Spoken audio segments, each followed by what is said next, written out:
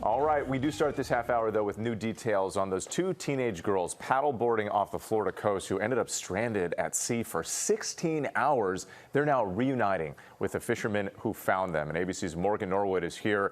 Morgan, they really kept their cool during this whole ordeal. Good morning. I mean, wit is just incredible. Let me paint this picture for you. 16 hours, frigid waters, and clinging to an inflatable paddleboard in the dark of night just to stay afloat. 16-year-olds Avery, Brian, and Eva Aponte helplessly watched as helicopters flew over. But little did they know, help was on the way. And this morning, the emotional reunion with the two fishermen who pulled them to safety.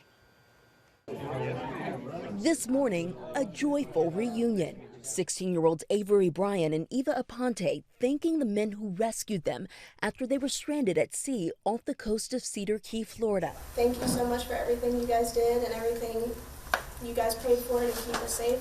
Images showing the teens in the middle of the water holding onto the same paddleboard, stuck for nearly 16 hours. 14 miles from where they started. The fishermen throwing them over their shoulder and taking them to safety. The girls telling ABC affiliate WCJB at one point they didn't know if they would make it. I remember not being able to paddle anymore and looking at her going, we might die, but think positive thoughts. The pair left the Cedar Key fishing pier just north of Tampa to go paddleboarding the morning of March 17th.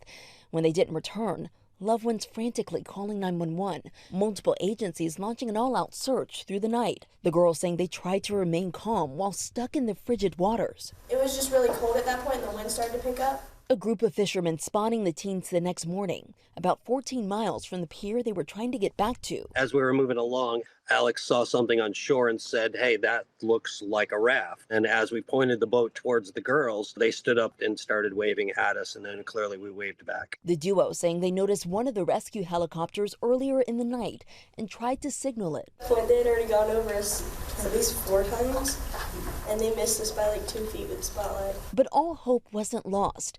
The fishermen showing up hours later and taking them to a nearby boat ramp where they were rushed by ambulance to the hospital. We've had a miracle answered, a lot of prayers answered for Avery and Eva, and we're here to celebrate that today. Their loved ones emotional at their safe return.